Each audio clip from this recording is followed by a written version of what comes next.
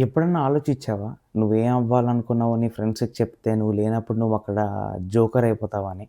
అదేంటి ఇలా మాట్లాడుతున్నావు నువ్వు నన్ను క్వెషన్ చేయొచ్చు. కానీ నీకే తెలియకుండా నువ్వేదైనా ఒక పెద్ద థింగ్ అవ్వాలనుకున్నప్పుడు, వాళ్ళు తాగున్నప్పుడో లేదా నార్మల్‌గానే వాళ్ళు వాళ్ళకి ఫన్ కావాల్సన్నప్పుడు, రే రాజేష్ అనుకో ఫర్ ఎగ్జాంపుల్. రే రాజేష్ గాడు ఇలా అవ్వాలనుకుంటున్నాడురా ఆడే అవుతాడురా బాబు. అలా వచ్చి ఒక జోక్ అయిపోతావు నువ్వు. అందుకే నేనేం చెప్తున్నానంటే నువ్వేదైనా ఒక బిగ్గర్ థింగ్, ఒక చాలా పెద్ద థింగ్ లేదా ఒక ఇంపాసిబుల్ టాస్క్‌ని నువ్వు పాసిబుల్ చేయాలని నువ్వు అనుకుంటున్నప్పుడు ఎవ్వరికీ చెప్పకు. అది చేసేదాకా ఎవరికీ చెప్పకు. చెప్తే మీ అమ్మ, మీ నాన్న, అక్క, చెల్లి, తమ్ముడు నీ ఓన్ ఫ్యామిలీకి చెప్పు. లేదా ఒక్క ఫ్రెండ్ ఉంటాడు చూడు నీకోసం ఎంతకన్నా తెగించొస్తాడో వాడికి చెప్పు. అంతేగాని ఎవ్వరికీ చెప్పకు. ఇంకెవ్వరికన్నా. ఎంత పెద్ద గోల్ అన్నా సరే చెప్పకు. ఎందుకంటే చెప్తే నువ్వు కష్టపడి నువ్వు ఫెయిల్ అయితే నువ్వు ఒక గాసిప్‌లా ఉండిపోతావు.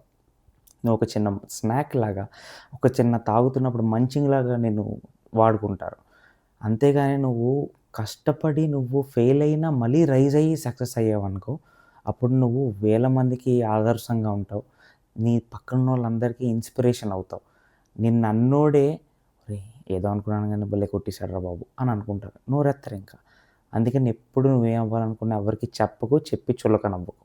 సాధించినప్పుడు అన్నట్టు ఒక చిన్న స్మైల్ ఇవ్వు. చాలు.